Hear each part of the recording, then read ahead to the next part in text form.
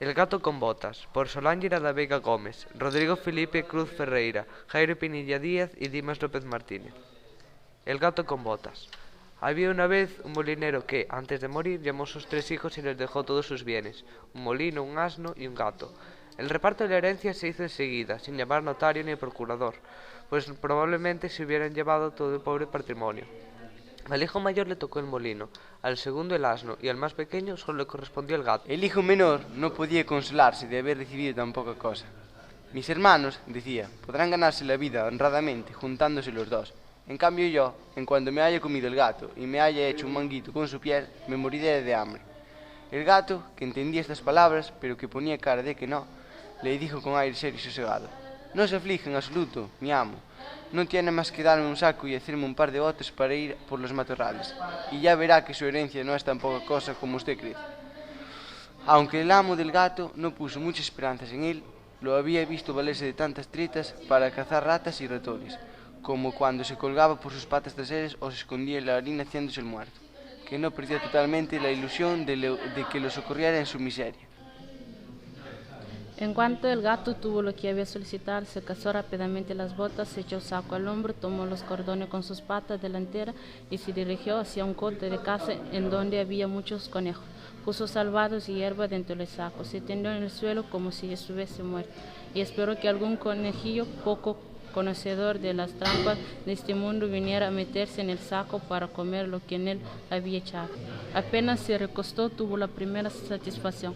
Un distraído conejillo entró en el saco, el gato tiró enseguida de los cordones para taparlo y la mató sin compasión. El gato, muy orgulloso de su presa, se dirigió hacia el palacio del rey y pidió a los guardias que lo dejaran entrar para hablar con él. Le hicieron pasar a los aposentos de su majestad y, después de hacer una gran revelación al rey, le dijo: Majestad, aquí tienes un conejo de campo que el señor marqués de Carabás, que es el nombre que él se le ocurrió dar a su amo, me ha encargado ofreceros de su parte. Dile a tu amo, contestó el rey, que se lo agradezco y que me halaga en gran medida. En otra oportunidad fue a esconderse en un campo de trigo con el saco también abierto. En cuanto 2 perdices entraron en él, tiró de los cordones y las cazó a las 2. Enseguida fue a ofrecérselas al rey, tal como había hecho con el conejo de campo. Una vez más, el rey se sintió halagado al recibir las 2 perdices y le ordenó que le dieran de comer y de beber, además de una propina. Durante 2 o 3 meses el gato continuó llevando al rey de cuando en cuando las piezas que cazaba y le decía que lo enviaba a su amo.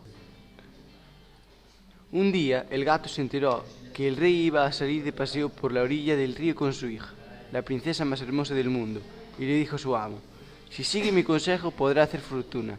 No tiene más que bañarse en el río en el lugar que yo le indique y luego déjeme hacer a mí.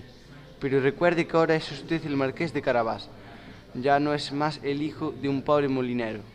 El marqués de Carabás hizo lo que su gato le aconsejaba, sin saber con qué fines lo hacía. Mientras se bañaba, pasó por allí el rey, y el gato se puso a gritar con todas sus fuerzas: ¡Socorro, socorro! ¡Que se ahoga el marqués de Carabás! Al oír los gritos, el rey se asomó por la ventanilla y, reconociendo al gato que tantas piezas de caza le había llevado, ordenó a sus guardias que fueran enseguida en auxilio del marqués de Carabás. Mientras sacaban del río al pobre marqués, el gato se acercó a la carroza y le dijo al rey que, mientras se bañaba su amo, unos ladrones se habían llevado sus ropas, a pesar de que él gritó con todas sus fuerzas pidiendo ayuda. Pero la verdad era que el pícaro los había escondido bajo una enorme piedra. Al instante, el rey ordenó a los encargados de su guardarropa que fueran a buscar uno de sus más hermosos trajes para el señor marqués de Carabás.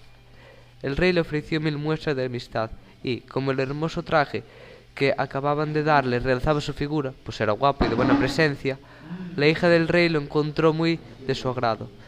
Y así fue que, en cuanto el marqués de Carabás le dirigió 2 o 3 miradas muy respetuosas y un poco tiernas, ella se enamoró locamente de él. El rey quiso que subiera a la carroza y que los acompañara en su paseo.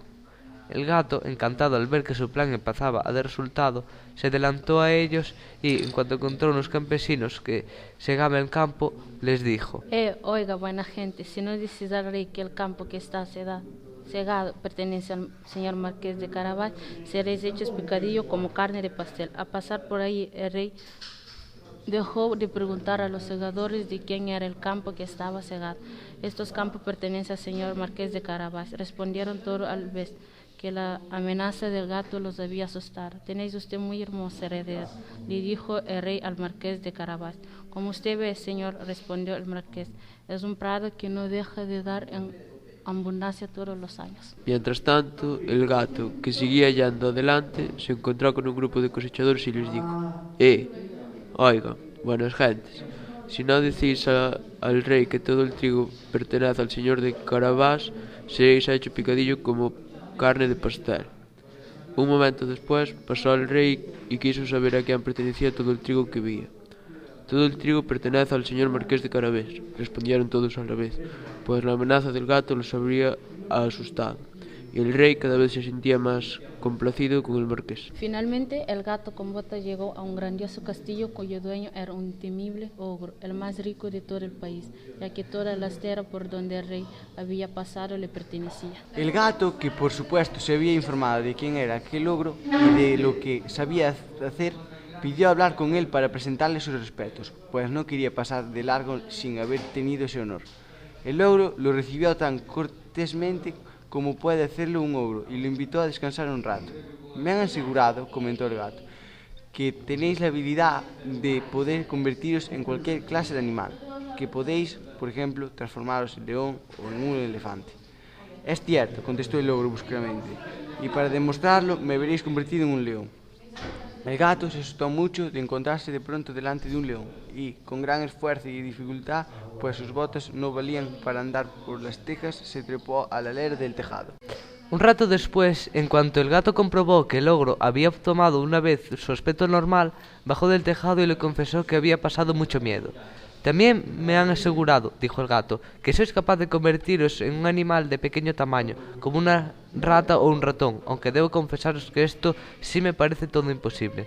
¿Imposible?, replicó el ogro, ya lo veréis. Y mientras decía esto se transformó en un ratón que se puso a correr por el suelo. El gato, en cuanto lo vio, se arrojó sobre él y se lo comió. Mientras tanto, el rey, que pasó ante el hermoso castillo, quiso entrar en él. El gato, que había oído el ruido de la carroza al atravesar el puente levadizo, corrió a su encuentro y saludó al rey. Sea bienvenido, vuestra majestad, al castillo del señor Marqués de Carabás. Pero bueno, señor Marqués, exclamó el rey, ¿este castillo también es vuestro? ¡Qué belleza de patio! Y los edificios que lo rodean son también magníficos. ¿Pasamos al interior? El Marqués de Carabás tomó de la mano a la princesa y, siguiendo al rey, entraron en un majestuoso salón, donde los esperaban unos exquisitos manjares que el ogro tenía preparados para obsequiar a unos amigos suyos que habían de visitarlo ese mismo día. Pero los amigos del ogro no creyeron conveniente acercarse al castillo cuando se enteraron de que el rey había entrado. El rey, encantado de las buenas cualidades del señor Marqués de Carabás, lo mismo que su hija, que estaba loca por él y contemplando los grandes bienes que poseía, le dijo después de beber 5 o 6 copas: solo depende de usted, señor Marqués, que sea mi yerno. El Marqués, haciendo grandes reverencias, aceptó el honor que le hacía el rey y ese mismo día se casó con la princesa. El gato se convirtió en un gran señor y ya no corrió detrás de los ratones más que por diversión. Esta es la historia del hijo de un molinero que creyó que la herencia que había recibido era menos valiosa que la de sus hermanos. ¿Estaría en lo cierto? Moraleja: aunque gozar de una herencia que del padre al hijo pasa, tiene para el hijo muchas y grandes ventajas. A menudo sucede que la maña y la habilidad valen más para un muchacho que los bienes que heredó. El gato con botas es un cuento popular europeo que Charles Perrault incluye por primera vez en sus cuentos de Mamá Ganso, publicados en 1697. Aparece allí con el título del gato maestro. Los hermanos Grimm, que también recopilaron cuentos populares, decidieron no incluir este relato en su colección de cuentos para niños y el hogar por considerar su origen francés. Así que esto es todo, amigos. El gato con botas, por Solángela da Vega Gómez, Rodrigo Felipe Cruz Ferreira, Jairo Pinilla Díaz y Dimas López Martínez. El gato con botas. Había una vez un molinero que, antes de morir, llamó a sus 3 hijos y les dejó todos sus bienes: un molino, un asno y un gato. El reparto de la herencia se hizo enseguida, sin llamar notario ni procurador, pues probablemente se hubieran llevado todo el pobre patrimonio. Al hijo mayor le tocó el molino, al segundo el asno y al más pequeño solo le correspondió el gato. El hijo menor no podía consolarse de haber recibido tan poca cosa. Mis hermanos, decía, podrán ganarse la vida honradamente juntándose los dos. En cambio yo, en cuanto me haya comido el gato y me haya hecho un manguito con su piel, me moriré de hambre. El gato, que entendía estas palabras, pero que ponía cara de que no, le dijo con aire serio y sosegado: no se aflige en absoluto, mi amo. No tiene más que darme un saco y hacerme un par de botes para ir por los matorrales, y ya verá que su herencia no es tan poca cosa como usted cree. Aunque el amo del gato no puso muchas esperanzas en él, lo había visto valerse de tantas tretas para cazar ratas y ratones, como cuando se colgaba por sus patas traseras o se escondía en la harina haciéndose el muerto, que no perdió totalmente la ilusión de que lo socorriera en su miseria. En cuanto el gato tuvo lo que había solicitado, se calzó rápidamente las botas, se echó saco al hombro, tomó los cordones con sus patas delanteras y se dirigió hacia un cote de caza en donde había muchos conejos. Puso salvados y hierba dentro del saco, se tendió en el suelo como si estuviese muerto y esperó que algún conejillo poco conocedor de las trampas de este mundo viniera a meterse en el saco para comer lo que en él había echado. Apenas se recostó, tuvo la primera satisfacción.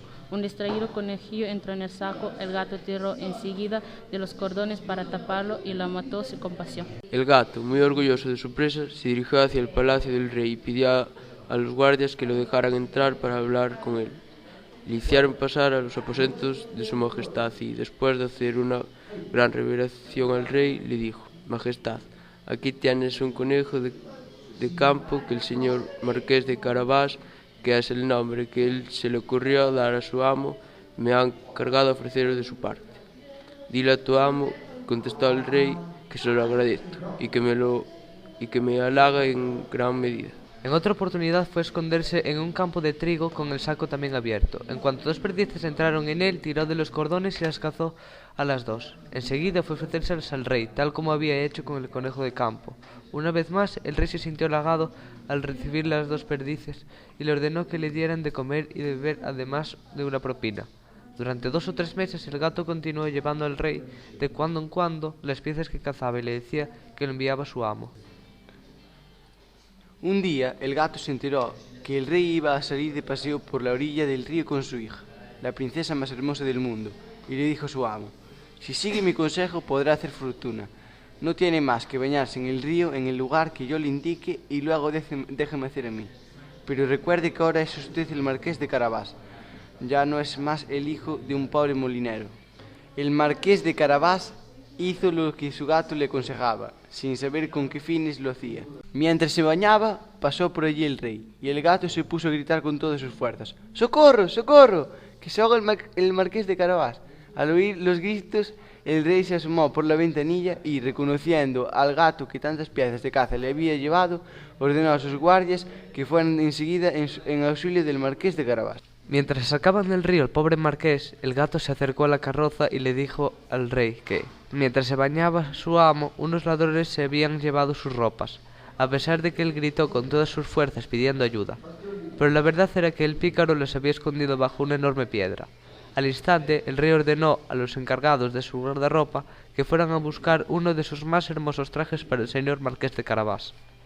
El rey le ofreció 1000 muestras de amistad y, como el hermoso traje que acababan de darle realzaba su figura, pues era guapo y de buena presencia, la hija del rey lo encontró muy de su agrado.